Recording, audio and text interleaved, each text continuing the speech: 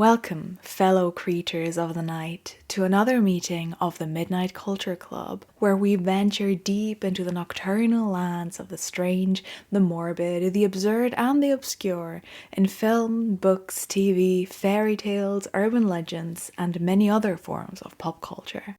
I am Xenia, your master of ceremonies, and I declare tonight's meeting officially in session. You are listening to the second episode of our two-parter about the jungle of fiction that has grown around the figure we call Jack the Ripper. If you haven't heard part 1 yet, go back and listen to that first so you know what's going on. For both episodes, a content note. Violence against women is a central topic in this two-parter, as are misogynistic and classist power structures. There are no descriptions of violence in this second episode, but the themes are present throughout. So if these topics are difficult for you, take care, skip the episode if you need to, or don't listen to it alone. If you need resources or support, you can find a link in the description that brings you to a global directory of helplines, services, and general information for victims of physical and/or sexual violence of any gender. So no matter who you are or where you are in the world, you should be able to find whatever supportive resources exist in your area. Tonight, we dig ourselves even deeper into the Ripper fiction rabbit hole. We will analyse one of the most influential Jack the Ripper novels, touch on the string of films it spawned, and the impact the story had on the thriller and horror genres more broadly. We'll also have a look at typical visual representations of the victims and the killer in Ripper fiction, and finally we'll discuss the way that the Ripper myth and its quintessentially Gothic mode still shape serial killer narratives to this day. We have a lot to cover, so let's dive in. While I was reading Stalking Jack the Ripper, the, I would say, average novel we started part 1 with, that sent me down this rabbit hole, suddenly a memory popped up in my brain. A memory of a book my mom read to my sister and me when we were maybe 9-10 years old, probably too young. This was the story of an elderly couple in London, a Mr. and Mrs. Bunting, who rented out a room to a strange, solitary man. They began to suspect this man, their lodger, of being responsible for a series of murders of women of the poorer classes that have been and are being committed by a killer who calls himself the Avenger during the duration of the novel. In this book, there was an abundance of fog that was so thick the gas lamps barely made a dent in it. And if one wasn't careful, the fog would even creep into the house, as it does the night the lodger arrives. There are mysterious notes tied to the dresses of dead women, spelling the name the killer has given himself in red ink. And one specific scene had etched itself so deeply into my memory that 17 years later it sprung to mind fresh as the driven snow. The landlord, Mr. Bunting, returns home late one night from a waiting job at a party, and by coincidence he meets the lodger. When the two men enter the house, Mr. Bunting touches the lodger's coat for a second, by accident. To Mr. Bunting's disgusted surprise, the coat is wet and sticky. And in his low, creepy voice, the lodger says, "I'm afraid, Mr. Bunting, that you must have felt something dirty, foul on my coat. It's too long a story to tell you now, but I brushed up against a dead animal, a creature to whose misery some thoughtful soul had put an end, lying across a bench on Primrose Hill." This book is the first full-length novel based on the Whitechapel murders. It is called The Lodger and was written by Belloc Lowndes. It was first published in serial installments in a magazine in 1911, and the complete text was published as a novel 2 years later. The Lodger is not the first piece of Ripper fiction, but it is the first novel, and it is one of the most influential works of Ripper fiction. This has to do with the fact that it is a relatively early adaptation. It was published only about 25 years after the events of the Whitechapel murders, and it was written by a reputable author, and it was extremely popular. This book really sold. And for good reason, because even though it may be a bit cliche, The Lodger is, in my opinion, an excellent book. It is a subtle, well-crafted psychological thriller that I would absolutely recommend if you like thrillers. And that's why I will try not to spoil it too much, because I think you should absolutely read it if you haven't. We will talk about the premise, the characters, and some key themes, but that's all. So, The Lodger is heavily fictionalized when it comes to names, dates, and locations. The term Jack the Ripper doesn't appear at all. The killer gives himself the title The Avenger, and that is what the newspapers and the public call him. But of course, the killer's name coming from someone who claims to be the killer, the public perception that the killer has named himself, that of course is a reference to Jack the Ripper. All the victims' identities, their names, their families are fictitious. In the novel, the murders begin in the East End, but they move further and further into the wealthy west of London towards Euston Station and Regent's Park. So the locations are quite different as well. But the public perception of the crimes in the novel, the backgrounds of the victims, the press hype, the sensationalism, the public's hunger for information, all of these elements are very close to historical fact. And this has a lot to do with the author. Marie Belloc Lowndes was a well-known popular writer of crime fiction in the first half of the 20th century. Today she is largely overshadowed by the queen of crime Agatha Christie herself, but Lowndes' work fits into a similar literary corner. There's even some gossip in the crime fiction world that Agatha Christie may have copied the character of Hercule Poirot from Lowndes' French detective Hercule Poirot, but that's by the by. What is important for us to know is that the author was a young woman when the Whitechapel murders took place. She was 20 years old then. Now, Marie Belloc Lowndes was raised in France and later moved to England, where her family were from. I'm not sure if she lived in France or England at the time of the Whitechapel murders, but either way, with her family's strong ties to London, she probably would have experienced some of the panic and the sensationalism about the murders herself through the ubiquitous newspaper reporting, but of course always from the safety of her middle-class background. One of the strengths of this book is that she really represents these kind of general public aspects very authentically. The perspective of a middle-class person reading about these crimes comes out in a very, very interesting way in her novel. Because Lowndes' perspective of a middle-class observer is similar to how the protagonists of The Lodger experience the murders, at least at the beginning, as morbid stories that fill the papers and ring in the calls of the paper boys several times a day. They are exciting to some, indecent or even disturbing to others, but they are always in terms of a story. So let's talk about these protagonists first. Our two protagonists are an older, sort of late middle-aged couple, Mr. and Mrs. Bunting. They are both respectable former servants, though Mr. Bunting has a second life as a big old true crime wine mum who reads every newspaper he can get his hands on as long as it reports something new about the Avenger murders.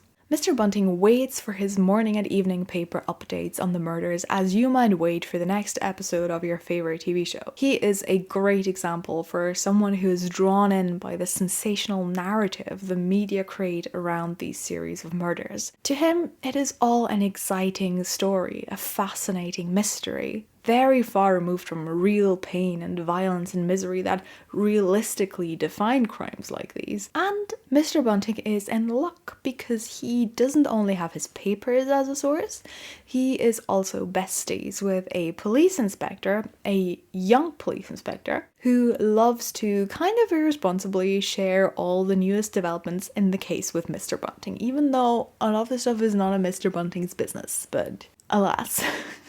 Mrs. Bunting, first name Ellen, and the character we have most introspection into, she finds her husband's true crime obsession rather odd and morbid. She is a very sensible and practically minded woman. She's in charge of the finances, she does all her chores neatly and properly, and she knows exactly what is right and what isn't, in her opinion. She is also a strict teetotaler, so she doesn't drink any alcohol. After Mr. and Mrs. Bunting got married many years before the events of the novel, the couple left service and they took a risk. They decided to rent out rooms in a house they themselves are renting in Marylebone Road near Regent's Park in the West End of London. This is an interesting area. I looked at Marylebone Road on Charles Booth's poverty map that I told you about last time. This map that records how much money people in every building in every street made. Now, according to the poverty map, the Marylebone Road is a very mixed place in that one end, the one that borders Regent's Park, is extremely wealthy as it gets. It's shaded in gold, which is the wealthiest colour on the map. Its other end, though, the one around St. Barnabas and Christchurch that goes a little further out of the city, this part of the street houses people from very mixed financial backgrounds. The categorization of these houses range from sort of comfortable middle class red to the blue shades of poverty. So this is an area where rich and poor sit together very, very closely. It's a place that very much reflects one of the central topics in the novel. Unfortunately, Mr. and Mrs. Bunting's lodging house endeavour in this Marylebone Road is not going well. They can't seem to be getting lodgers who are actually able to pay their rent and who don't cause trouble. So at the opening of the novel, the Buntings are down on their last pennies.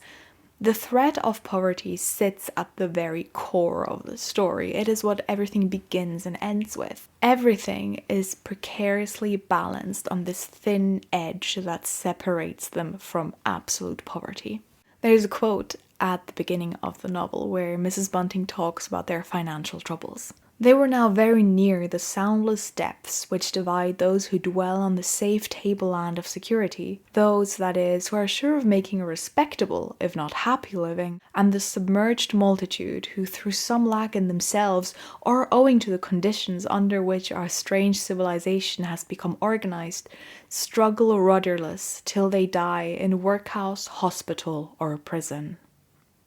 So when, on a foggy night in November, a pale, nervous man knocks on the Buntings' door and asks to rent both of their rooms and sitting rooms, the couple happily welcome him in. He is their saviour. He will protect them from the workhouse or the streets. This man is Mr. Sleuth, the lodger of the novel's title. Now, Mr. Sleuth is a straight-up Hitchcock character, both figuratively and later literally, because there's a Hitchcock adaptation of this book, and he makes an impressive entrance when Mrs. Bunting opens the door to him. On the top of the 3 steps which led up to the door, there stood the long, lanky figure of a man, clad in an Inverness cape and an old-fashioned top hat. He waited for a few seconds, blinking at her, perhaps dazzled by the light of the gas in the passage. Mrs. Bunting's trained perception told her at once that this man, odd as he looked, was a gentleman, belonging by birth to the class with whom her former employment had brought her in contact.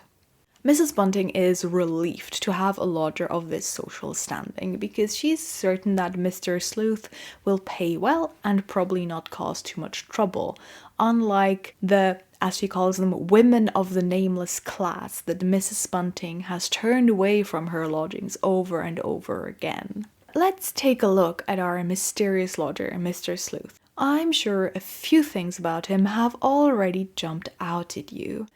A top hat, Inverness coat, which, by the way, is the same kind of coat Sherlock Holmes wears. It's this long coat with a sort of shoulder-length cape over the top. There's the overall appearance of a gentleman in this Mr. Sleuth, and in addition, he carries a new leather bag that opens with a clasp at the top, and a nervous, sinister air.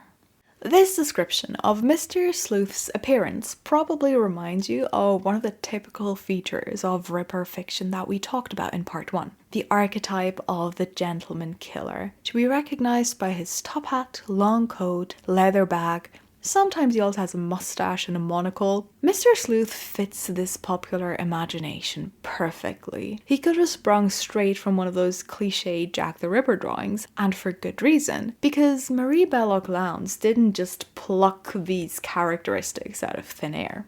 These details, we could call them elements of the stereotypical Ripper outfit, they were not Marie Belloc Lowndes' ideas. They were already around. They originate in dubious and sometimes provably unrelated witness observations, rumours, and a bit of artistic freedom on the part of newspaper illustrators. Of course, fiction came in later as well, but this is the sort of base origin of them. The top hat, Mr. Sleuth, and many other literary and cinematic renditions of the Ripper wear, for example, first appears in an illustrated paper after the murder of Mary Jane Kelly. The leather bag that Mrs. Bunting later becomes certain must contain something sinister was an even earlier edition. After Elizabeth Stride was killed, a witness described having seen a man carrying a Gladstone bag walking close by the scene of the murder in Berners Street. The police found this man, questioned and examined him, and came to the conclusion that he had nothing to do with any of the murders. His suspicious bag was not filled with murder weapons and blood, but with empty cigar boxes. And although this man was cleared of all suspicion, his bag stuck. In fact, these Gladstone bags, they are sort of large leather travel bags that close with a metal clasp at the top. You've definitely seen them in some period drama or other. A lot of the time, the country doctor will arrive with a bag like that. These bags became very closely associated with first the Whitechapel murderer and then the mythical Jack the Ripper.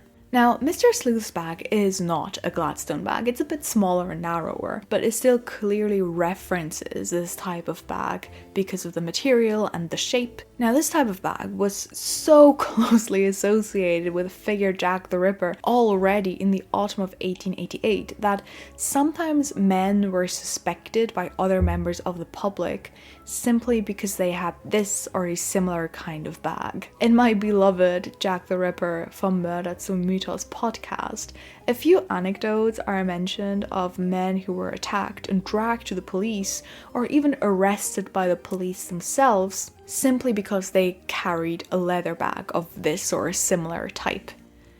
Of course, the idea was that the leather bag contains evidence, like the murder weapon, and in the lodger, as I've said, Mrs. Bunting becomes suspicious of the bag for the same reason. And apparently there were also situations where the notorious bag and other gentleman killer accessories were used very deliberately to cause some very morbid chaos in real life. I found an article from the London Times from the 10th of November, the day after Mary Jane Kelly's murder, and this article contains an interesting story. A Mrs. Pommier, a young woman who sells roasted chestnuts at the corner of Whitegate Street, a narrow thoroughfare about 2 minutes' walk from the scene of the murder, told a reporter yesterday afternoon a story which appears to afford a clue to the murderer. She said that about 12 o'clock that morning, a man dressed like a gentleman came up to her and said, "I suppose you have heard about the murder in Dorset Street." She replied that she had, whereupon the man grinned and said, "I know more about it than you." He then stared into her face and went down Sandy's Row, another narrow thoroughfare which cuts across Whitegate Street. Whence he had gone some way off, however, he vanished. Mrs. Pommier said the man had a black moustache, was about 5 feet 6 inches high, and wore a black silk hat, a black coat, and speckled trousers. He also carried a black shiny bag about 1 foot in depth and 1.5 feet in length. Mrs. Pommier stated further that the same man accosted 3 young women whom she knew on Thursday night, and they chaffed him and asked him what he had in the bag, and he replied, "Something that the ladies don't like." One of the 3 young women she named, Sarah Roney, a girl about 20 years of age, states that she was with 2 other girls on Thursday night in Brushfield Street, which is near Dorset Street, when a man wearing a tall hat and a black coat and carrying a black bag came up to her and said, "Will you come with me?" She told him that she would not and asked him what he had in the bag, and he said, "Something the ladies don't like." He then walked away. Underneath this article that contains the story, there's like an editor's note that in the absence of facts, rumors will grow wildly, which is also interesting and very responsible reporting, I think. But no matter how much of this story is true, whether this man in impeccable, cliched Ripper attire went around Whitechapel to scare young women, or whether Mrs. Pommier and her friends made him up to get into the papers, or whether this was a rumour that people were telling each other in the street like an urban legend, either way, the story shows that during the Autumn of Terror, these visual markers were already pretty established. So we can see that Lowndes did not invent this characteristic Jack the Ripper look with the hat and the coat and the bag. She referenced elements that were already there, and then she went a step further and actually combined them with visual characteristics of a convicted serial killer called Thomas Neal Cream. Cream is sometimes rumoured to have been the Whitechapel murderer. He wasn't. He was imprisoned in Illinois in the United States for poisoning the husband of his mistress when most of the Whitechapel murders took place. So he definitely wasn't around. But it is easy to see where the rumors come from, because Cream was a doctor, and the theory that the killer must have had medical knowledge is an old and persistent one. And in addition to that, many of Cream's victims were lower class women. Some of them reportedly were sex workers, and others seem to have consulted him to have abortions. So there is once again the touch of poverty and sort of sexual immorality attached to the victims. So it makes sense that this killer would be put in a similar corner to the unknown Whitechapel murderer.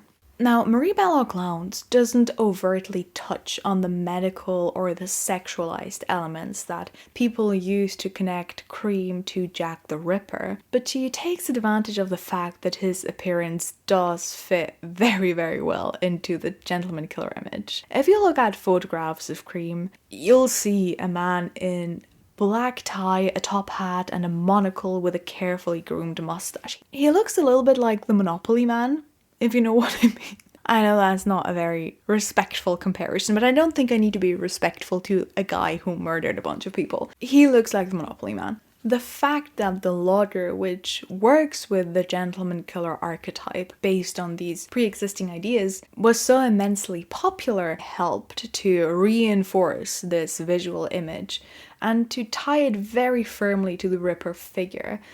And this helped to transport it from rumours into books and later onto the big screen.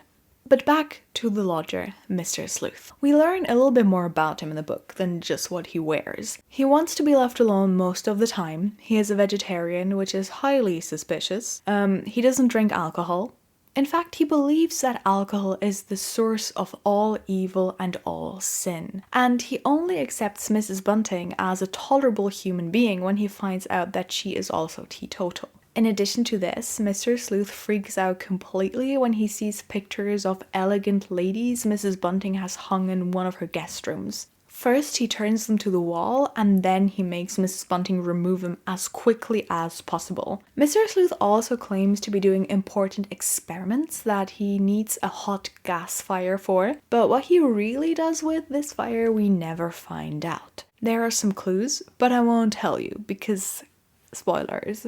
And finally, we find out that Mr. Sleuth is I would describe him as a religious fanatic. He studies the Bible all day, he reads it aloud to himself, and specifically focuses on passages about sinful women that will drag respectable men down to hell if they are not careful. He would be an excellent Christian incel influencer today. This focus on passages about sinful women is interesting because the subject of women in the lodger is crucial. The way women relate to society, their status, and the ways that they are valued or judged by others depending on their backgrounds are extremely relevant. There is Mr. Sleuth's vilification of women, Mrs. Bunting's sense of superiority over those women who, in her opinion, aren't respectable, and who she sends away into the night. And then there are the women who fall victim to the Avenger. And there is also Mr. Bunting's teenage daughter, Daisy, who is this kind of cheerful, innocent young girl who tries to carve out some freedom for herself in an environment that shields her so much it feels suffocating to her. But I mostly want to focus on Mrs. Bunting's attitudes towards other women and on the victims. I've already mentioned that Mrs. Bunting isn't exactly fond of the lower class women who have asked for lodgings in her house. She looks down on them and judges them for the drinking problems many of them have, and for their untidiness, for the instability of their lives. Mrs. Bunting calls them human flotsam and jetsam, leftovers, drifting around aimlessly. Mrs. Bunting also notices that Mr. Sleuth is pretty misogynistic, and she is not too mad at it. The text says, "It hadn't taken the landlady very long to find out that her lodger had a queer kind of fear and dislike of women. When she was doing the staircase and landings, she would often hear Mr. Sleuth reading aloud to himself passages in the Bible that were very uncomplimentary to her sex. But Mrs. Bunting had no very great opinion of her sister woman, so that didn't put her out. Besides, where one's lodger is concerned, a dislike of women is better than the other thing." So we see that respectability and the good name of her own house is a lot more important to Mrs. Bunting than other women being treated respectfully. Which makes perfect sense for someone of her background. Her attitude reflects an idea that was very common in Victorian times, and let's be honest, today as well, namely that the poor are poor because they are immoral, because they are not good enough, because they don't work hard enough, in short, because they deserve it. And I think here we also have to consider that Mrs. Bunting belongs to a class that is better off than the poor, but not by that much. As we've heard before, poverty looms on the horizon as a constant threat, and when Mrs. Bunting insists that she is more moral and more respectable than the women in the streets, the women who drink, the women who are murdered, in her logic, this will protect her from suffering the same fate. Now, as the novel continues, Mrs. Bunting begins to suspect Mr. Sleuth of being the Avenger, although she never really openly admits it. She doesn't tell anybody about her suspicion, even though she could do so very effectively. Because Mr. and Mrs. Bunting have a friend in the Metropolitan Police, Joe Chandler. He is a young inspector and he is one of the investigators in the case of the Avenger murders. Interestingly, and I don't know if this is a coincidence or not, one of the police officers questioned in the inquest about Annie Chapman's death is an Inspector Joseph Chandler. This Joseph Chandler was, if I understand the transcript correctly, the first police officer at the crime scene, and at some point in the novel, Joe Chandler finds one of the Avenger victims. But this is just me speculating. It's not like Joseph Chandler is the rarest of names. So we know that if Mrs. Bunting told Joe about her suspicions, she might actually contribute to ending this series of crimes. She has a direct connection to the police. She could save lives just by speaking up, but she does not. She does the opposite. She protects Mr. Sleuth wherever she can, because his money is the only thing that separates her from becoming one of the poor, from being part of the human flotsam and jetsam. And knitted into her protectiveness of Mr. Sleuth is that she becomes more and more judgmental towards the women of the poorer classes and towards the victims of the Avenger. She even begins to side with what she thinks Mr. Sleuth's motive is, if he was the Avenger, which is to combat the sin that these women represent to him. Poor women who drink, who may be seductive, who may be sex workers.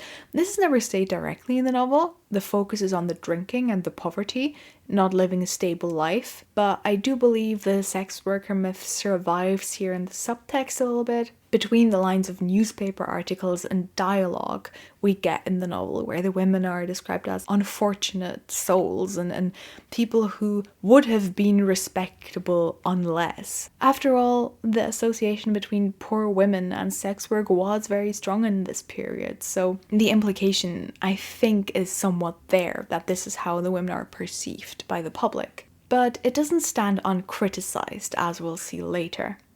Mrs. Bunting does clearly see these women as immoral though, and their drinking habits are enough of a justification for Mrs. Bunting to have this negative view of the women. When Mr. Bunting and Joe talk about the killer and worry that he might be found not responsible for his crimes because he's, as they say, a madman, they joke that this is what you get from being a strict teetotaler. Mrs. Bunting does not take it well. "What nonsense you do talk," she said angrily. "Not but what it's a good thing if these murderers have emptied the public houses of women for a bit. England's drink is England's shame. I'll never depart from that." Here we see Mrs. Bunting blame the victims and at the same time imply that the crimes have a positive effect on society. She takes the side of a killer in a way. Mostly because she suspects Mr. Sleuth and the teetotaler comment points towards Sleuth. So, she wants to defend this position. And at the same time, this also fits into the prejudices Mrs. Bunting has had all along. It probably makes it easier for her to convince herself that these murders bring something good with them because, it fits into something she already believes. It helps her justify her actions of protecting a man she suspects of being a serial killer, while also clinging on to some other moral beliefs she already holds. At this point, I think we need to take a very brief look at the issue of alcoholism in Victorian society, especially women's alcoholism and the way it was perceived. There is a section about this topic in the digital library of the London School of Economics and Political Science, based on the empirical research done by Charles Booth in the 1880s and 1890s that we've already used a bit before. Now, this information shows us that it was generally agreed upon at this time that there was a rise in drinking in general, and according to Booth, this was mostly because more women drank, or women drank more than they used to. Booth's hypothesis is that this is a result of women having more freedom. They were able to go to the pub by themselves, for example, which would probably make it easier for them to access alcohol. Personally, I think this rise in alcoholism was probably also related to the extreme rise in poverty in London at the end of the 19th century. Because, as we've seen time and time again in different historical periods, poverty furthers substance abuse, and substance abuse furthers poverty. The two are closely linked, and I doubt that in an environment with such extreme poverty, the rise in alcoholism wouldn't be in some way connected. Now, this association that was made between alcoholism and women, and especially poorer women, this explains a lot about Mrs. Bunting's increasing malice towards the demographic of the victims. The more desperate Mrs. Bunting becomes, the more ground down she is by the anxiety that her lodger, who she depends on to keep a roof over her head, could be a brutal murderer, the more extreme she becomes in her negative opinions about the victims. The more she tries to draw a clear line between herself and the victims. And this is easiest for her when she focuses on the one thing that already differentiates her from the women and is associated with one's moral status. The victim's alcoholism in contrast to her own abstinence. Mrs. Bunting uses this difference to try to blame the victims and to justify the killer. Because only if she draws a clear dividing line between herself and the victims, and she stands on the same side as the killer, that will keep her safe. This mechanism is classic othering, according to Toni Morrison. Morrison describes the term othering to mean a process of defining your own identity as proper and respectable and righteous in creating a contrastive other that you can defer all undesirable properties onto. So you have your own identity, which is proper and righteous, and then you have another group that you assign every negative quality to that you don't want to associate with yourself. This group can be absolutely anyone, as long as you can find or invent a noticeable difference between them and yourself. And once you have pushed everything you consider negative on this group, the other's humanity can be revoked, and your humanity is fixed and safe, because you are the opposite of the other that represents everything immoral or dangerous or savage, so automatically you are the good one. And once these othered populations or individuals have been relegated to, to say drastically, a subhuman status, it becomes possible within this logic to justify acts of violence against them in the name of purity, law, and order. Like Mrs. Bunting saying that the murders are a good thing because they lead people to acting more morally. Mrs. Bunting saying that the women who were killed were sort of bad, immoral people anyway. Now, these processes of othering typically happen not only on an individual, but on a societal level, and very often they come from the most powerful people in a society. Toni Morrison writes in her essay Playing in the Dark how this narrative is what any form of class system is based on. Morrison specifically applies it to the United States and how white American identity is built entirely on othering the black population that was forcibly taken to America at the same time as white settlers arrived in greater numbers. In order to create a coherent identity for themselves, the white settlers from a range of different European backgrounds used the already marginalized, enslaved black population as their other. There was an obvious visible difference and they couldn't fight back, so they were kind of the perfect victim to become othered. And through this, it was then easy to justify not giving black people any rights, upholding slavery, and exploiting millions of people without a shadow of guilt, because they were seen as other, as unworthy. Of course, there are many other populations than black Americans who are affected by this. As I said, anyone can be othered, especially if they are already vulnerable in society. It is the same mechanism that allows the Trump administration to shoot people in the streets and detain children without batting an eyelid and claiming they all deserve it. Different century, same strategy. And Mrs. Bunting and Victorian society in general are experts at this strategy.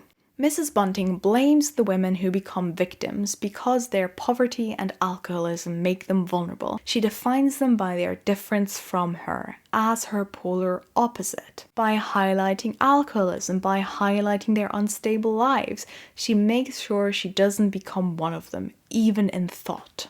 They are the human flotsam and jetsam. She is firm, respectable, and reliable.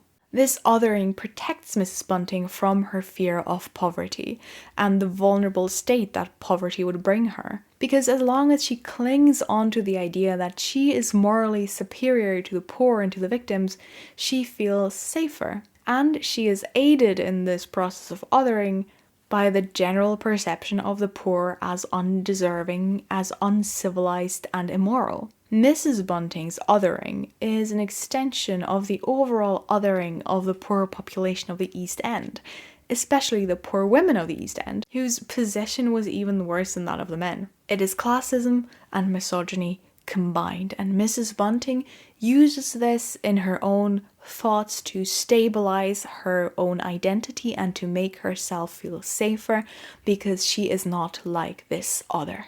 We can read this as kind of an analogy between Mrs. Bunting's beliefs and the overall attitudes of sort of Victorian middle class and upper class society. But the analogy goes even further, and this is where it gets even more interesting. The fact that Mrs. Bunting's actual financial safety is inextricably linked to her protecting a person who she is convinced exploits this marginalized group. The fact that she needs to protect a wealthy man who holds power in the system to keep herself on the correct side of the othering line and on the correct side of the poverty line. The fact that she has to support a system that is incredibly destructive to others and herself, embodied by a serial killer, just to make sure she isn't the person at the bottom of the pile. Girl, this is how you write social criticism. The unjust fabric of society is the fabric of the story. It is the factor that causes the main conflict in the novel. This is how you write a story about the Whitechapel murders that could only ever happen because of these exact social injustices, because of the obscene gaps between socioeconomic classes that were used to other poor populations, and because the poor women at the very bottom of this hierarchy were so vulnerable. If we are willing to look, the lodger holds up to our faces how the Whitechapel murders are a result of the deeply unjust structure of society. And this is kind of the reason I'm not too mad at the gentleman killer archetype if it is done well the way it is done here. Because then it can effectively symbolize the power imbalance in Victorian society, where the poor had to suffer at the hands of the wealthy. And I think as a representative figure for this massive gap, for this massive inequality, the gentleman killer can actually be a very useful literary tool, so to speak.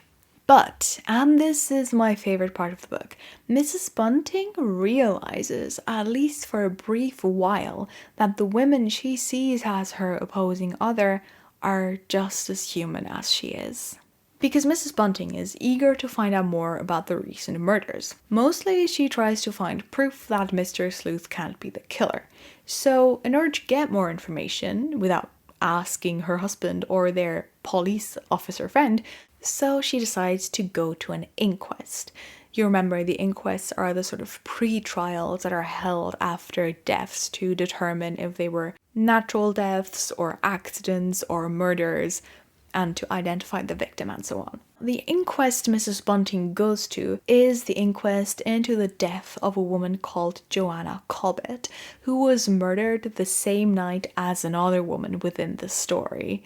So this fictional event is a reference to the so-called double event on the 30th of September 1888, which, if you remember from last time, this was the night when Elizabeth Stride and Catherine Eddowes were killed within an hour of one another. Now, Mrs. Bunting already feels a bit weak and anxious on the way to the inquest, and she can only get into the overcrowded room because a police officer who assumes she's related to the victim's husband escorts her in. When the inquest begins, to be precise, at the moment the two victims' names are mentioned, Mrs. Bunting is suddenly hit by emotion. The full and deadly horror of the Avengers' acts came over Mrs. Bunting in a great seething flood of sick fear and yes, remorse. Up to now she had given very little thought, if indeed any thought, to the drink-sodden victims of the Avenger. It was he who had filled her thoughts, he and those who were trying to track him down. But now she felt sick and sorry she had come here today. She wondered if she would ever be able to get the vision the policeman's words had conjured up out of her mind, out of her memory. And it gets worse for Mrs. Bunting when she is confronted with the statements of people who knew the victim, and that stand in contrast to her opinion of women of the poorer classes. A friend of Joanna speaks to the jury, shaken by tears and sobs, and she says that Annie would have been such a nice, respectable young woman if it hadn't been for the drink. Joanna's husband, who she has been separated from for a few years, emphasizes that before she took to drink, she had been an admirable wife and yes, mother. These descriptions of Joanna as a good, respectable woman, a wife and a mother, is surprising and unsettling to Mrs. Bunting. Firstly, because being a mother and a wife was expected of a respectable woman. The Victorians had this ideal of the woman as the angel of the house, a person who didn't appear in public, but stayed at home to take care of the family and the home. Joanna's past seems to fit this expectation, and yet she lost her family and her social standing, fell into drink and poverty. This shows us that respectability is precarious. This also shows Mrs. Bunting that respectability is precarious. And secondly, it is important that motherhood in particular is emphasized so much here with the, and yes, mother. This is very important because Mrs. Bunting is not a mother. In this Victorian worldview, Mrs. Bunting lacks this characteristic of an ideal woman. So in a sense, in this one point, Joanna, who the Avenger murdered in the streets for being a sinful drunk, is more of a proper woman in the understanding of the times than Mrs. Bunting is. This is something that a person like Mrs. Bunting, who cares so much about status, decency and appropriateness, will certainly notice. And it too will remind her of her own precarious situation as a woman who, despite her best efforts, does not quite meet the standards of ideal womanhood. So when she learns about Joanna's life, Mrs. Bunting realizes that the clear line between herself and her contrasting other begins to blur. What makes this even more meaningful for the readers who know which real events this novel is about is that the biography of the fictional Joanna Cobbett is clearly written along the lines of the backgrounds of several women whose deaths are recorded in the Whitechapel murder file. As you'll remember from part 1, most of these women had once lived a relatively stable life, had been married, had children, until their marriages broke apart. They started to drink, sometimes as a cause, sometimes as a result of the separations, and they eventually sank into poverty. And that Lowndes highlights in her novel that her fictional victims, based on these real biographies, that they aren't bad people, that they were once good wives and mothers, as Victorian women were supposed to be, that their deaths caused grief for those who knew them, which, we see this in the weeping friend and the distressed husband in this scene. This expresses a certain level of respect and compassion for the real victims as well, the women whose biographies Lowndes' women are clearly based on. And in fact, some of the speeches the witnesses in Joanna's inquest make reminded me a lot of the transcript of Catherine Eddowes' inquest, especially the testimony of her sister Eliza, who called Catherine her poor sister and had to stop speaking repeatedly because she was crying so much. During her deposition, Eliza was also so upset that she mixed up her dates a few times. That the inquest in the lodger conveys some of the same grief, shock and sadness. I think this really shows an awareness in the text of the grief that the real deaths of these real women caused their families and friends too. The impression that stays with Mrs. Bunting when she leaves the inquest is this. Hitherto, Mrs. Bunting had been spared in any real sense a vision of the Avengers' victims. Now they haunted her, and she wondered warily if this fresh horror was to be added to the terrible fear which encompassed her day and night. In Mrs. Bunting's reaction, in her dread of this new horror, we see how upsetting it is to acknowledge the victims as human beings instead of others. The reality that somebody brutally murdered these women who have names, friends, relatives, life stories makes it all much harder to bear. It is far easier to focus on the killer. When the focus lies on the killer, the series of murders, both real and fictional, can be viewed like a murder mystery, an interesting puzzle to be solved.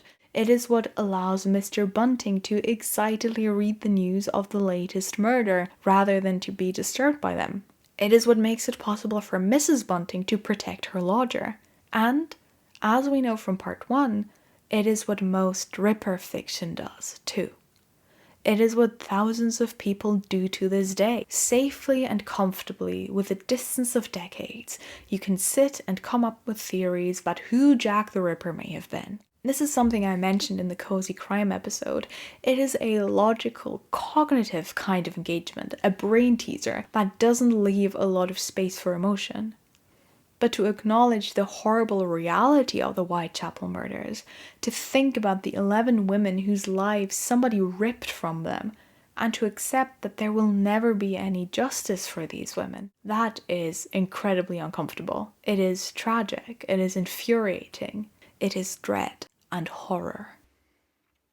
As promised, I will not spoil the ending of The Lodger for you, because this is a fantastic book, absolutely worth reading. But I will say one more thing before we move on to the next piece of fiction. What I noticed when I'd almost reached the end of the book is that it doesn't really matter who the killer is.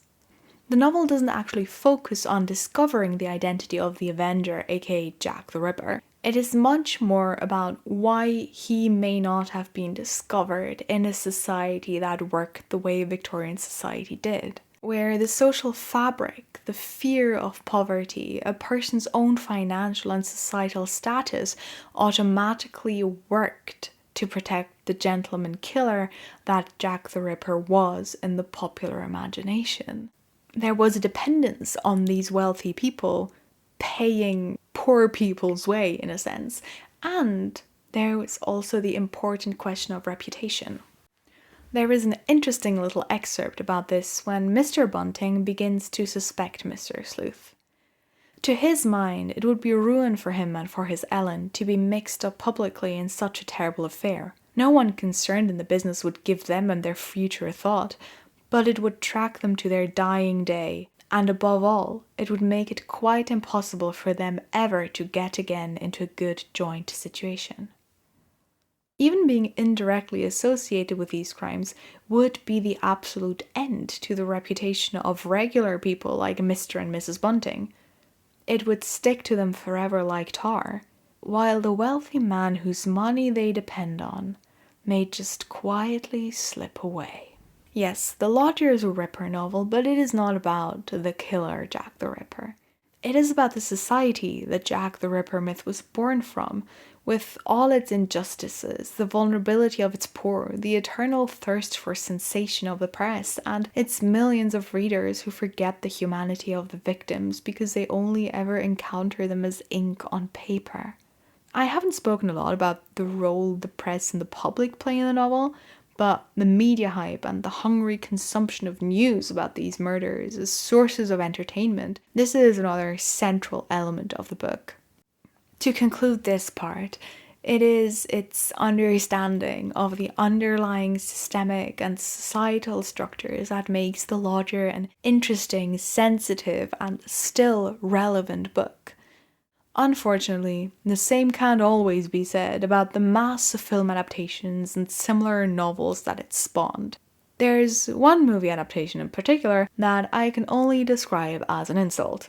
Welcome to a brief rant detour. The Lodger's fourth film adaptation, Man in the Attic, from the year 1953, is one of the worst films I have ever seen. To quote my own Letterboxd review of it, 1.5 stars by the way, and I think that was being generous.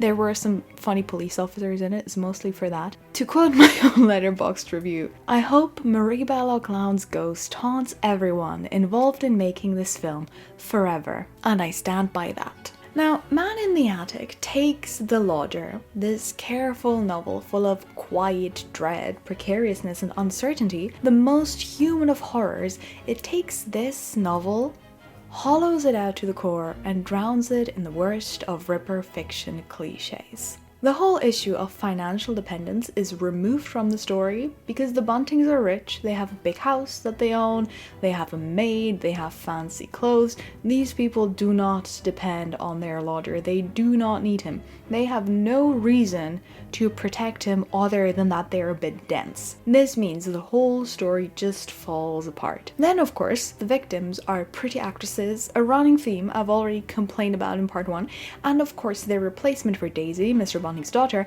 is also an actress and she falls in love with the lodger for some reason, and the romantic subplot is rooted in the Hitchcock adaptation of The Lodger from 1927, but it was not Hitchcock's idea, it was the studio that pressured him to add this liaison so the film would sell better. There's the assumption that if there isn't a love story or like a romantic subplot in a film, nobody will watch it, which is not true, but whatever, especially in a thriller. You don't need a romantic subplot in there. Okay, I will stop. There is no sign of this in the book, just so you know. Book Mr. Sleuth wouldn't dream of going out with a young lady. Are you mad? She might infect him with sinfulness. By the way, I haven't seen the Hitchcock version yet because it will be shown at a cinema near where I live as part of their silent movie concert program, and I'm saving it for that. Will happily report back though once I've seen it. Let's return to the abomination that is Man in the Attic. This movie gets more ridiculous when we find out that the first victim was the lodger's mother, because every serial killer is just mad at their mum, right? It's all mummy issues. The police discover the victim/mum's identity by comparing a drawing of the mother with a drawing in Scotland Yard's Black Museum. That is proper police work right there, looking at two drawings that somehow are supposed to tell you that this is the same person in two drawings made by different people. Make it make sense. But can you believe it gets even worse? There are 2 painfully long variety show sequences for absolutely no reason whatsoever, other than so you can look at sexy ladies singing steamy songs and shaking their bums. Now, I don't have anything against a variety sequence in general, but there is a time and a place. And a film that is based on the real murders of women who after the fact were sexualized to an absurd degree is not the time and the place. And since the women in these variety scenes and the victims in the film are all actresses, there is clearly a connection between the women in these variety scenes, the dancers, and the victims. But mentioning sex work is considered too naughty by the Hays Code. Make it make sense. Now, this sexual objectification, and I would say exploitation, of women's and especially the victims' bodies is unfortunately nothing unusual for Ripper fiction, especially in the period from about the 1950s to the 1980s. During these decades, a lot of Ripper mystery thriller novels were published, and if you look at their covers, God help you, if I wore glasses I would take them off because I don't want to see. These book covers typically show a dark, empty street lit only by gas lamps, and underneath these gas lamps stands a lone woman, draped sexily against the brick wall or gazing up in romance-leading lady fashion at the other figure in the image. A man, half obscured by shadows, in a long coat and a top hat, sometimes carrying the quintessential bag, sometimes brandishing a knife, who towers and looms over her. This visual depiction of the victims is even more questionable because these novels, like the Man in the Attic film, use the actual term Jack the Ripper that, despite being, a construct, is a historical term. The books often mention the name in the title or reference location in the East End, things that clearly connect these fictional stories to the Ripper myth, and therefore at least indirectly imply that they have something to do with the real Whitechapel murders. What's even worse is that there are non-fiction, in big air quotes, non-fiction books about the Whitechapel murders that use the same visual imagery and similar titles, but with added claims that this is the true story of Jack the Ripper, who he was, why he did it, blah blah blah, even though, as we know, none of this stuff is known. This is just the analog version of salacious clickbait. Oh, also, what I've noticed, the main difference between the non-fiction and the fiction covers is that in the non-fiction covers, the women are often already dead, and on the novel covers, they're usually still alive, which makes sense because when they're alive and standing up, you can see their cleavage better.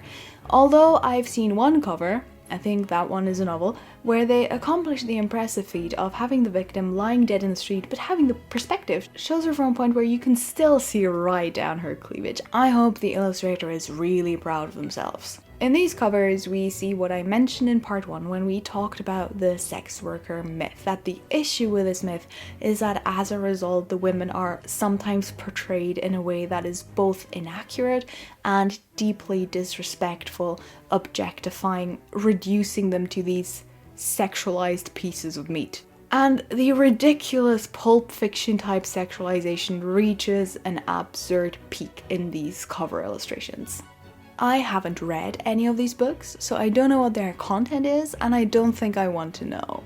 So let's return to the marginally less awful Man in the Attic. Very marginally less. This film doesn't only directly mention Jack the Ripper, it also references the canonical 5. They say Jack the Ripper killed 5 women, and the last victim we see in the film is very, very loosely based on Mary Jane Kelly.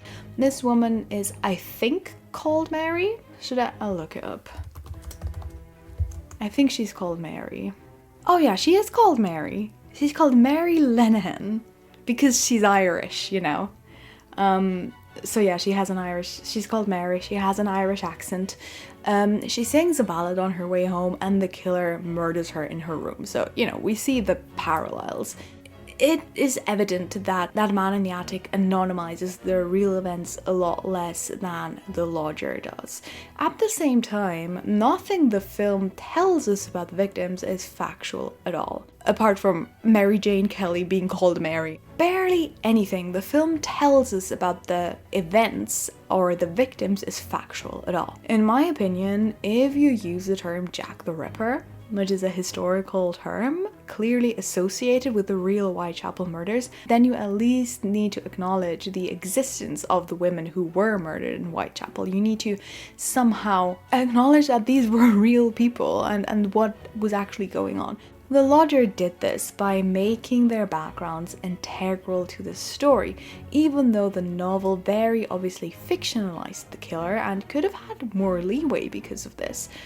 But of course, if you slap the label Jack the Ripper on your crap movie, even though it has nothing to do with where this term came from, it will probably sell better because everybody knows the name. It's like those awful Ryan Murphy true crime dramatizations, The Bane of My Existence, where he uses the name of a famous killer and then just makes up outrageous plotlines that have very little to do with the facts and are deeply disrespectful to the victims. Production companies have learned absolutely nothing since the 1950s.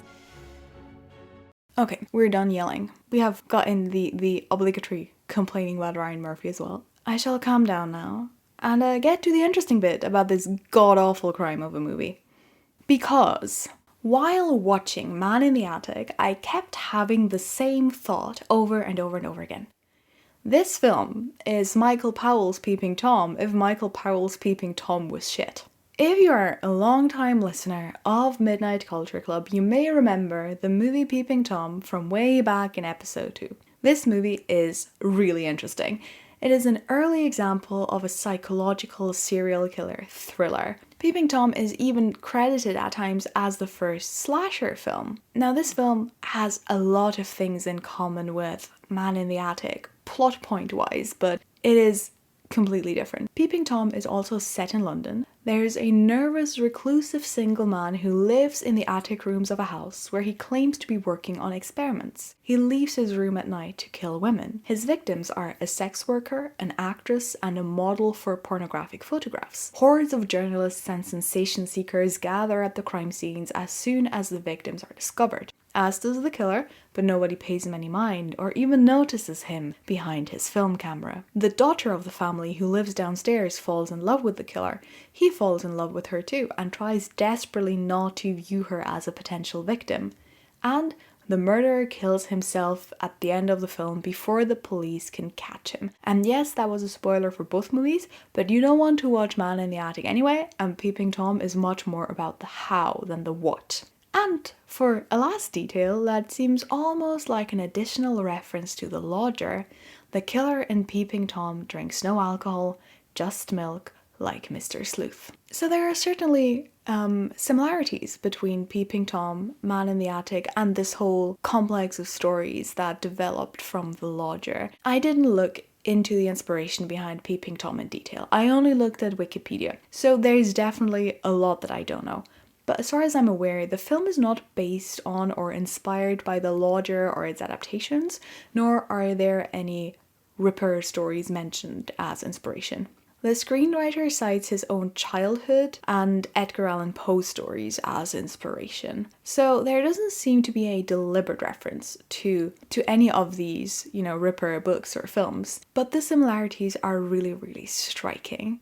I want to briefly talk about the opening scene of Peeping Tom because I think it is very representative of the Ripper myth in general. If you follow Ye Midnight Culture Club on Instagram, you'll have seen a still from the opening scene of Peeping Tom because I used it for my post about the last episode for a very good reason, because this scene visually cites the popular images surrounding the Ripper myth, the kind of image I described with the book covers a minute ago, but the scene does something really interesting with these images. So in the opening scene of this film, we see a dark abandoned street, a man in a coat and a hat whose face is obscured. We mostly see him from the back, as a sort of like shadow or like a not very well lit figure, like an outline, but we don't see his face. We can't identify him. What we also see in the scene is a lone woman who is made up with a lot of makeup. She has bright blonde hair. She wears stockings and high heels, but she looks very tired, and she stands in front of a shop window that is littered with the dismembered limbs of mannequins.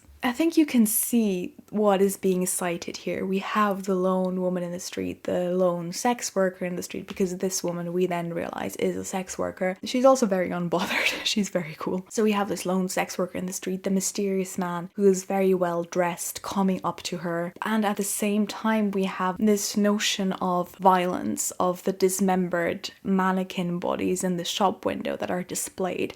I think that's really, really interesting. In my opinion, that really already critically engages with this whole image, that you have this portrayal of this woman who is sexualized and probably not seen as respectable by much of the audience, next to these dismembered mannequin body parts that are on display in the shop window. You know, there is this notion of objectification and violating of the female body that's already there, and I think that's really, really interesting. So through this, we already have a bit of a subversion of these visual conventions related to the Ripper myth, but it gets even more interesting because of the camera work in the scene, because we see this whole, not the whole scene, but we see parts of the scene through the viewfinder of the killer's film camera. So we take on his perspective, and he films this woman in a very kind of sexualized way. You know, he films from her shoes and pans the camera up her legs, you know, and that classic sort of like sexy introduction shot that we know from film, elements like that. And by making this the perspective of the killer, it becomes really evident that you are looking at this woman the same way the killer does if you objectify her that way. It's really, really good. It's fantastic. Just go and watch it. It makes you very uncomfortably aware that you're looking at objectified female bodies, and that by looking you are part of the objectification process. It is brilliant, and it was so ahead of its time that it ruined Michael Powell's career in Europe for many years. You should just go and watch it after finishing this episode. Now, what does this mean for us? What does the citing of this imagery in this film mean for us? I think this example of an early serial killer thriller that subverts these images very deliberately shows how deeply ingrained the Ripper and this specific fictional representation of the Ripper as an invisible killer of women viewed in a sexual light,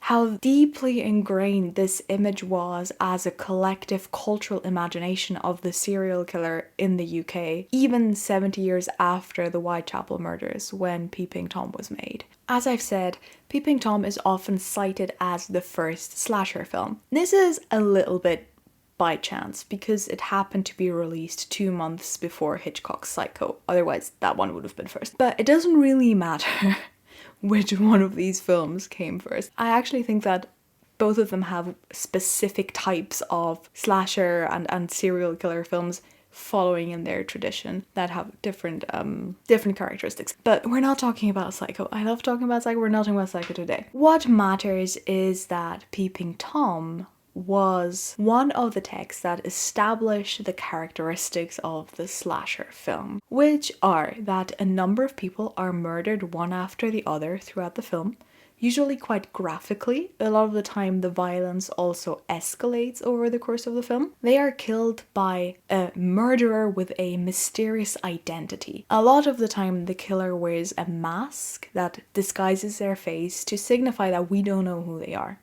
Most of the victims are attractive young women. If there are male victims, their deaths usually aren't depicted in quite as much detail. They're usually killed much quicker and there's not as much of a deal. And the murders take place in a non-home.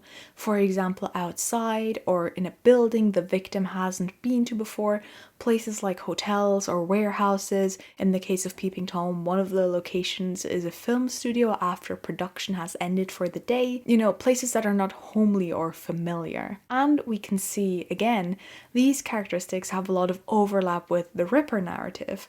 An unknown killer, sexualized female victims, extreme violence, and a crime scene that is most of the time not the victim's home. Of course, that doesn't mean that all these slasher characteristics go back directly to the Ripper myth. Many of them are there because they reference basic fears like the fear of death, the fear of pain, fear of the unknown, the strange, which we can't really categorize or understand or identify. But I do believe there is a link between the slasher film and the Western world's first highly publicized serial killer narrative, which is what the myth around Jack the Ripper and the Whitechapel murders is. And because Peeping Tom, as a defining early slasher, cites the Ripper myth and its iconography, it makes this connection between the historical mythical complex and the modern serial killer horror film really visible. Peeping Tom and a lot of other psycho thrillers and slashers that came after it, whether they deliberately reference the Ripper myth or not, they reproduce it. They reproduce a Victorian imagination of the serial killer through repetition. Sometimes they do it uncritically, sometimes with a lot of thought behind them like Peeping Tom, but repeat they do. Through these cycles of repetition, the mythical Ripper, the story that had grown around the blank space the real unknown Whitechapel murder left, became one of the most defining blueprints of the serial killer as a cultural figure.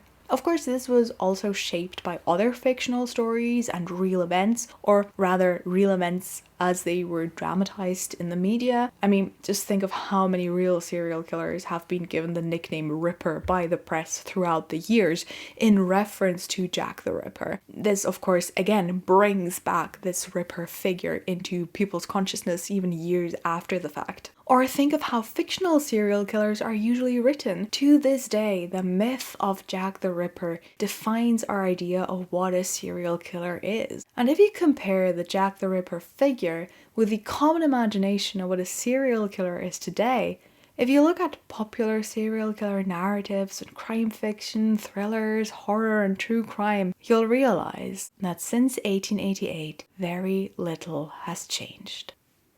I've mentioned before that I wrote my MA thesis about serial killer narratives from about the 1990s to today, and especially the link between the portrayal of the killer in the text and the text's ability to take systemic and societal factors into account when dealing with serial murder. Now, because of this, I've engaged a lot with pop cultural depictions of the serial killer and the understanding of this figure, and while looking into this Ripper myth, it struck me how similar the image the Victorians had of this phantom killer is to our modern serial killer narratives and our idea of what a serial killer is. In fact, these two imaginations are almost identical. So what is a serial killer? Strictly speaking, a serial killer in like a criminological sense is simply a person who has killed several people in a series of separate events.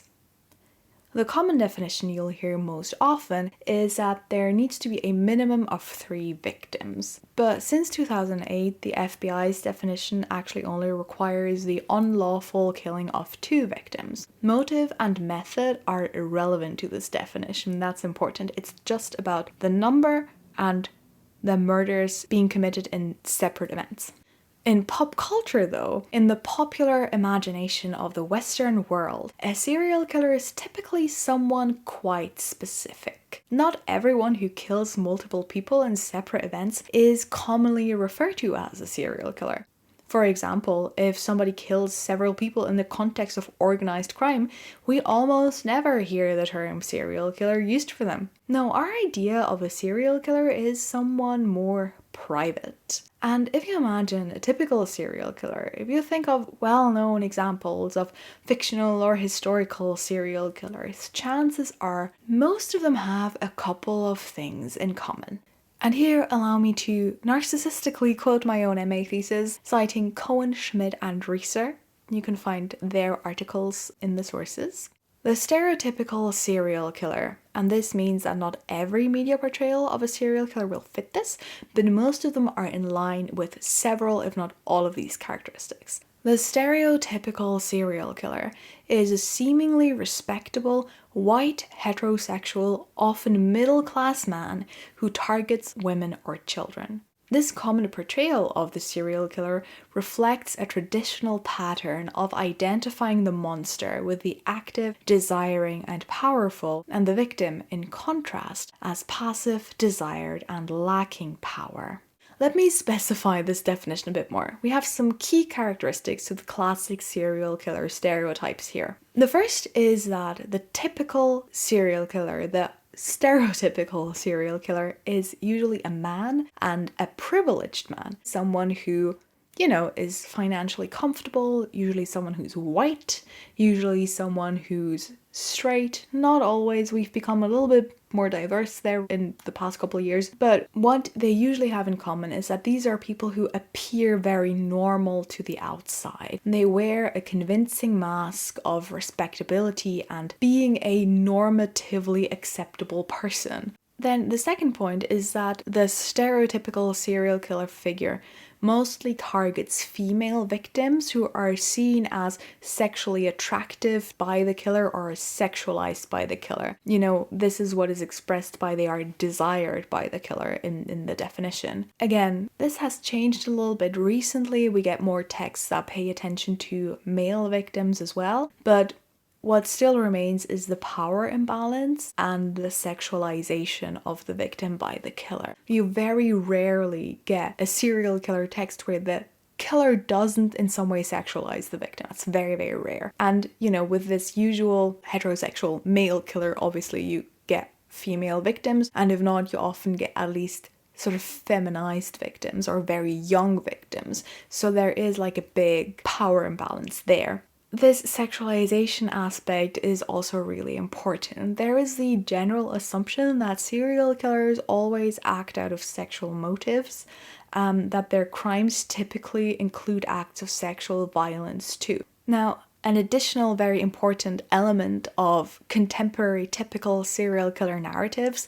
is that usually the killer is identified and stopped. A lot of the time the killer is killed, for example, by the police or by themselves. This means that order can be restored to the system. The threat has been eliminated and all is well now. And this killing, especially if it is done by a member of law enforcement, a police officer, for example, that means that order is restored to the system within the framework of the narrative. I also use the term monster in this definition, and that has to do with the fact that my MA thesis had a lot to do with the topic of monstrosity and portraying people as monsters in fiction. In this case, I think what's important about this monster term is the kind of fictionalization and mythification of the serial killer figure.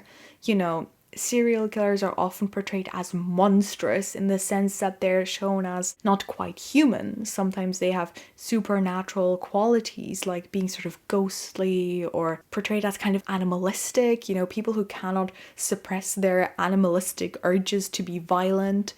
This is often, again, connected with sexual violence in fiction. So, that is what I mean by the monster. It's a mythification. Now, my question is, do these characteristics remind you of something? Remember the typical features of Ripper fiction, the cornerstones of the Ripper myth that we spoke about in the beginning of part 1.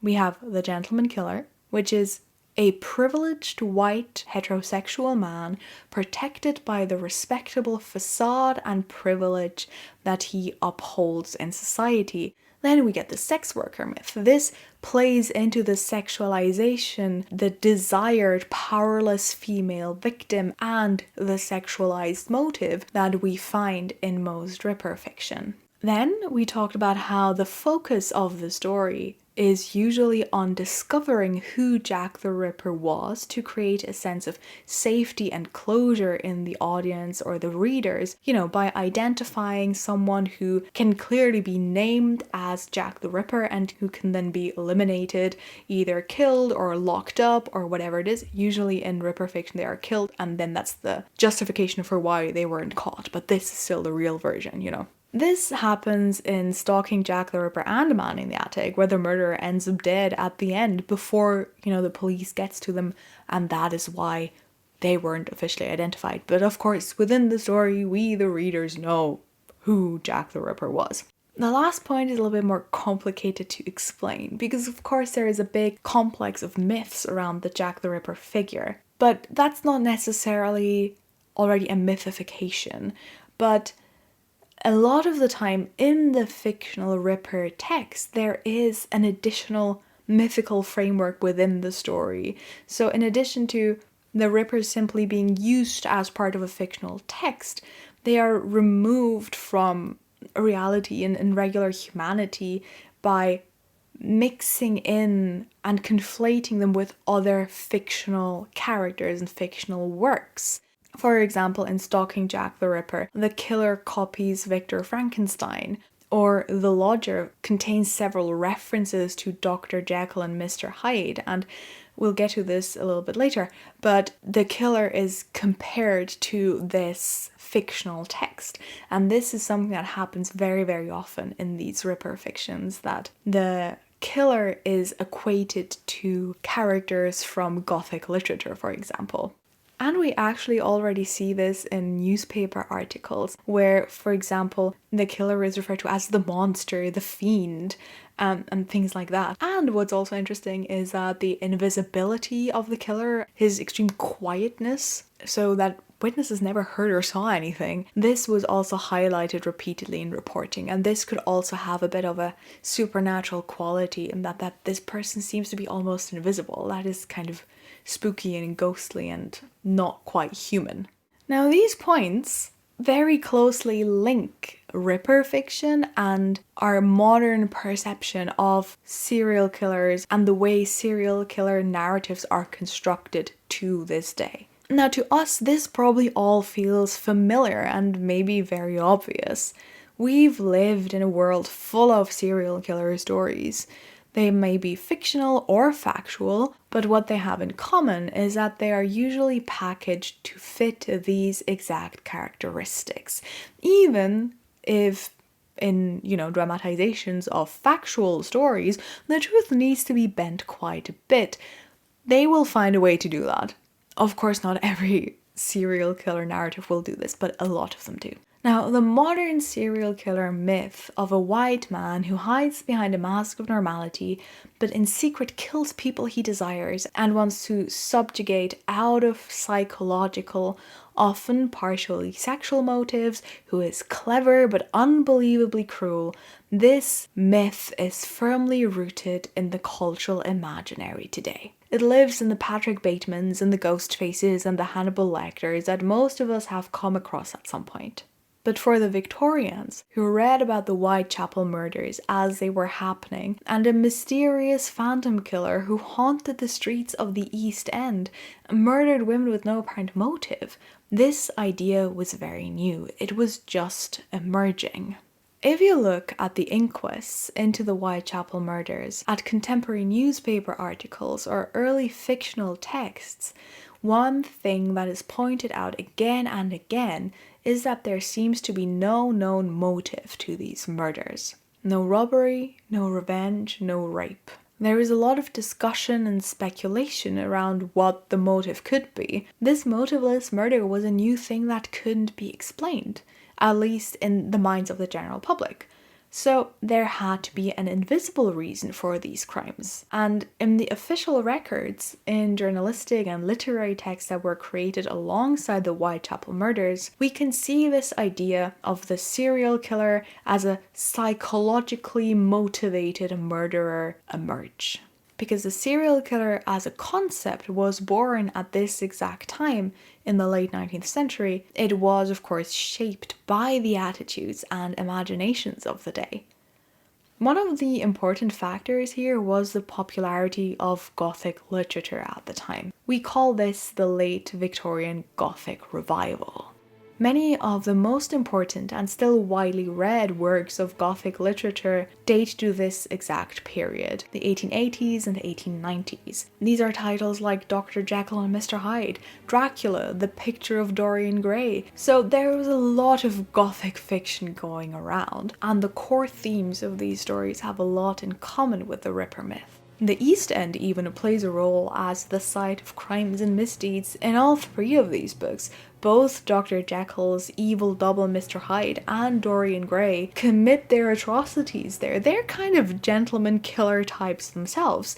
Dracula hides away in the East End, invisible between the masses of people, the many other immigrants from Eastern Europe.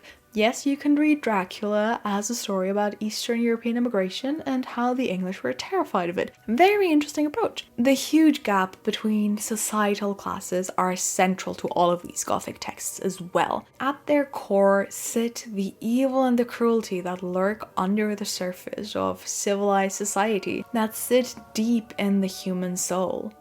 This is a defining characteristic of the Gothic genre. Evil, in the end, comes from within. This is part of the reason why the Gothic keeps resurfacing and why it is having a revival right now as well. But back to the 19th century. It was also at this time that the field of psychology made some first big strides. Up to this point, in Western thought, there was the deep-seated belief that bad people could be visually spotted in some way. But now that the field of psychology emerged, the realization that people who did bad things or simply non-normative things didn't always look unusual started to spread. You didn't have to be disfigured or a person of color or a beggar or in another way visibly different to the wealthy white European norm to be threatening. You could be threatening inside because of your psychology, because of your character. The historian and love of my life, Michel Foucault, wrote later that in the 19th century, the monster became invisible. Monstrosity transformed from an external physical quality to an internal invisible quality. On the one hand, this was progress because it worked against the idea that the beautiful must be good, and it opened the possibility that someone who looked unusual could be a good person. On the other hand, this development had a very dark side. Foucault criticizes that this idea of internal monstrousness was used to demonize characteristics like mental illness and homosexuality. In fact, it is at this time, in the 19th century, that homosexuality became generally seen as an identity marker and not something that a person did. Because society was still deeply homophobic, this meant as a consequence that if, for example, you were a man who had a sexual relationship with another man, you hadn't just done something bad, you were bad. The person became a double of their deed. The criminal became a double of their crime, as Foucault put it. This same notion of invisible internal deviance was also applied to criminals. People we would consider criminals now, people who acted violently, for example. The criminal instinct was considered an internal, invisible characteristic of a person. Like the evil that would bring a gentleman to brutally murder and mutilate women for no apparent reason. The perception of the Whitechapel murders and the creation of Jack the Ripper as a figure happened within these frameworks of Gothic literature and the development of the internal monster through the field of psychology. One text that especially played a huge role in creating this Ripper figure was Robert Louis Stevenson's Dr. Jekyll and Mr. Hyde. The novel had been published only 2 years before the Whitechapel murders began, and it was brought to the stage in London in 1888. The play was being performed and was highly popular and present in people's minds at the time when the murders entered public perception in autumn of 1888. Jekyll and Hyde is a story about a respectable doctor who uses an elixir to isolate all the evil parts within his soul and to separate them from the good. Under the power of this elixir, he transforms into a monster at night and commits horrific crimes in London's East End. This is a story that embodies the Gothic idea of the evil within respectable society and the notion of the internal invisible monster extremely well. And I think we can also see very clearly why the play was connected with the murders. The parallels are hard to miss, and the public in 1888 did not miss them. Through this, a fictional text affected how the Whitechapel murders were interpreted.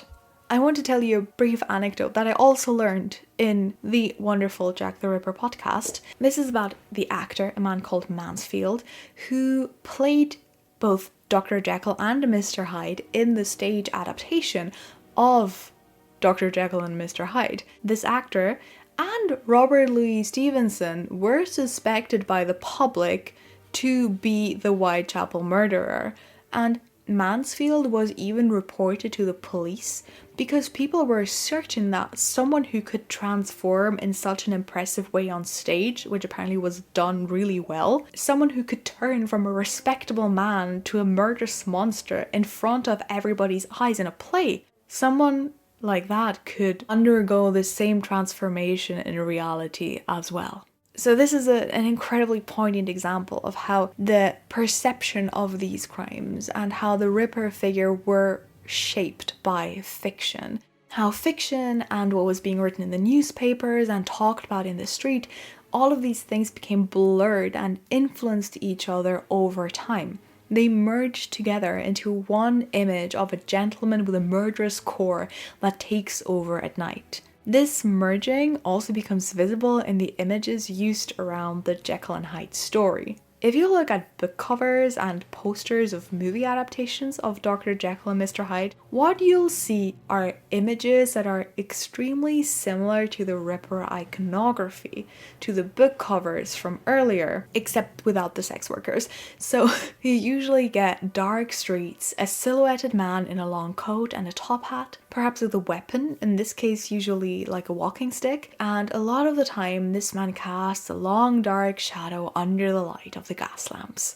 It is again a quintessentially Victorian Gothic imagery. I think a lot of these covers, if you just looked at them without the title, you would not be able to tell if it's a Jekyll and Hyde cover or a Ripper cover. So we see how the Gothic and this early understanding of the serial killer are closely intertwined. One would not exist without the other. And as we've discussed, modern serial killer narratives often still follow these same Gothic conventions, and within these stories, serial killers often take on the role of the Gothic villain. According to Stevens, also in the sources, the typical Gothic villain is a powerful male figure who is pitted against a virtuous female heroine who, in the typical older Gothic novel, uncovers and puts a halt to his crimes.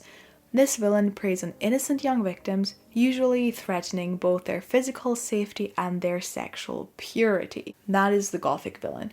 And again, we recognize our typical serial killer characteristics, and quite a few of the Ripper fiction features here in the Gothic villain, which makes sense because the Gothic villain is the prototype for our perception of the other two. And because of how crucial this series of murders was to the development of crime reporting, its impact can still be felt in many of the more sensational true crime formats of today. The language of Victorian crime reporting and many modern true crime formats is the same, the language of the Gothic genre, a language that aims first and foremost to create suspense, that is melodramatic, exaggerating, marked by decay and coloured by the supernatural, and the notion that evil lurks everywhere. The language that calls every murderer a monster as though it is common sense. The language that discusses crime not with sensitivity and reason, but with gore, with horror, with maximum emotion and hyper-dramatic background music. The language that turns poor middle-aged women into sexy young girls for the plot. You can find more about this Gothic language in crime narratives in David Schmidt's work, for example the book Natural Born Celebrities or his article True Crime in Blackwell's Companion to Crime Fiction. Really interesting, highly recommend. The Gothic approach to crime and the shock at the discovery that this is a new kind of killer, one who disappears behind a mask of normality and respectability. This notion plays a central role in The Lodger as well. The novel analyzes this development and it asks questions about it. It shows how astonished people were about this new kind of killer. The police are constantly said to be at a loss, and Mrs. Bunting points out that there have been people before who committed murders in series, but there was always a strong motive, like money. So she makes a clear differentiation that we also see if we look at inquests and newspapers. This lack of motive is a key characteristic. This killer is a mystery because there is no known motive. And the comparison to Gothic fictional characters is never far in the novel either. The lodger features a few scenes where Mr. Bunting reads out letters written to newspapers by readers that are reprinted for the public. There are a lot of these letters if you look at newspapers from this period, in fact, and they do sound very similar to the letters in the novel. One of these letters I find particularly interesting in the context of the Gothic. This letter reads, "Dear Sir, I have a suggestion to put forward for which I think there is a great deal to be said. It seems to me very probable that the Avenger, to give him the name by which he apparently wishes to be known, comprises in his own person the peculiarities of Jekyll and Hyde, Mr. Louis Stevenson's now famous hero." So here we see the lodger show this process of reading crime through the lens of the Gothic in action. The real crime within the story, the real crime, is merged with the, as we know, crucial Jekyll and Hyde. And very importantly, fiction is used as an explanation for real events, because what we know in reality fails to explain the crime. The people witnessing these crimes have no way to make sense of them, so they turn to fiction because it has more convincing answers. And this is what truly happened, both when people started reporting the actor who portrayed Jekyll and Hyde back in 1888, and today, when every year authors still create their own fictional solutions, their own coherent and satisfying conclusion to something that will always remain unknowable. The conflation of real crimes and fiction is a tendency that has never gone away. Witnesses still often describe scenes of violence as things out of a horror movie. Salacious true crime formats still compare real crimes to fictional ones in order to describe their ungraspable reality. I think the peak of this conflation was reached in the year 1991. And this has nothing to do with Jack the Ripper, but I think it is a very telling example of how this merging of fiction and crime reporting works. 1991 was the year that the film Silence of the Lambs was released. Silence of the Lambs is one of the most important serial killer films of the canon. It is inspired by several real cases, but most importantly, it is somewhat inspired by the case of Ed Gein. This is also what Psycho is based on, by the way, but Psycho does a much better job at it than Silence of the Lambs, in my opinion. This film is inspired by real crimes, but heavily fictionalized. Taken and stitched into a fictional patchwork, trimmed with social stigma and the prejudices of the day, aka transphobia. Now, also in 1991, a few months after the release of Silence of the Lambs, Jeffrey Dahmer was arrested and his crimes became public. There was a cover of, I believe it was People magazine, that on the cover showed a picture of Jeffrey Dahmer, and the tagline said that in his flat what was discovered was a real-life Silence of the Lambs. We see how the press used a film to describe and put in words a real crime, a real serial murder case. And the film that they cited for this is a film that was already based on a very famous crime. We get an eternal feedback loop of serial killer stories and fictionalized stories, and then using these to describe real crimes. We mingle fact and fiction and cliches until, to the casual observer, the two become almost indistinguishable. This is exactly how the story of the modern serial killer myth began 137 years ago, and it is how it often continues, with fiction so powerful that its true core almost disappears. It is not surprising that the Phantom Jack the Ripper, quite possibly the most famous serial killer of our modern Western world, and to some degree even the crimes attributed to him, are largely a popular imagination, dreamed up by thousands of minds together. It is not surprising that the real murders of women are remembered not as murders of women, but either forgotten or then remembered as the work of a mythical, mysterious murder man. The victims are treated as nothing more than clues to unmask a monster so well disguised, thousands of people are still searching for him over 100 years later. Theorizing, spending money on research, exploring, writing stories and scripts to solve what to them is just an exciting riddle. And of course, there is still profit to be made off this phantom. And of course, it would be incredibly hypocritical of me to discount fiction, to discount stories, to pretend that they aren't interesting for their own sake. Of course they are. Stories matter. Stories are how we make sense of the world.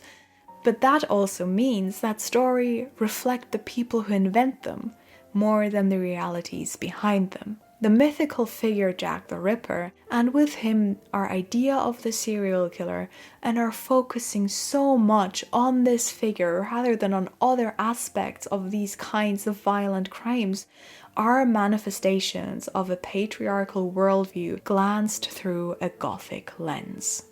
And that is something we need to be aware of, and that we need to understand. And if we understand where our cultural imaginations come from, then we can learn and we can do better. And some people in this space are already doing much better. I don't want this to look as if everyone who writes serial killer fiction or everyone who reports on crimes like these is a terrible person who just wants to cause spectacle. Of course not. But it is something that is still very, very present in the language used and in the narratives that we create around these stories. And that is why it's important to look at the stories critically. When we understand that the privileged gentleman killer and the attractive helpless victim are reproductions of Victorian gender roles and class stigma, we can shift our gaze. We can refocus. We can direct attention to where it has been lacking. We don't need to stare at the spectacle. We need to examine the system. Who Jack the Ripper was, who the Whitechapel murderer was, at least in my opinion, doesn't really matter that much anymore. It is too late for justice. I believe it is even too late to satisfy curiosity, because whoever murdered these 11 women and whatever reason these killers, because there were different killers, had, they will probably be far more banal than the countless stories people have dreamed up. And if we're honest, do long dead killers who can never be held responsible for their crimes anymore, do they really matter? I understand being curious. It is good to be curious. But perhaps the curiosity shouldn't be for a few names we will most likely never unearth. Names of people who were cruel or sick or desperate enough to commit these crimes. Our curiosity maybe should be for a period, a place, a society that casts a shadow so long we still haven't stepped out of it. And most importantly, shouldn't we spend our curiosity, our time and attention, our thoughts on those this society forgot? The people we still forget today, we still ignore because they are not part of that small privileged sliver of humankind that we are taught matters. Instead of searching for the names of phantoms, shouldn't we remember the names that we do know? The stories, the lives that were cut short, the women who suffered because our civilized Western world decided that they are not important enough. Please remember them, past and present. And so we reach the end of this double feature. I hope this was interesting and made sense. It was a bit difficult at times to decide which road to go down, and I hope I managed to choose a good one that was somewhat easy to follow and not too disjointed. There is simply so much to say about this topic, this historical foundation and the mythical world it spawned, that you could fill whole libraries with it, and I just had to pick something that was a manageable chunk. I can only recommend again to look at the sources, to explore and to learn. There is so much to learn from the fiction that grew around the Whitechapel murders, from the social history, about gender and class and the way we think about violence, about victims and perpetrators, and the way our power structures treat them, that still matters today. It might matter more at this very moment than it has in a long time. So read and dig and find and learn. And after that, after you've dug yourself through and back out of the rabbit hole, I hope to see you again here on the nocturnal side. Sweet dreams and good night.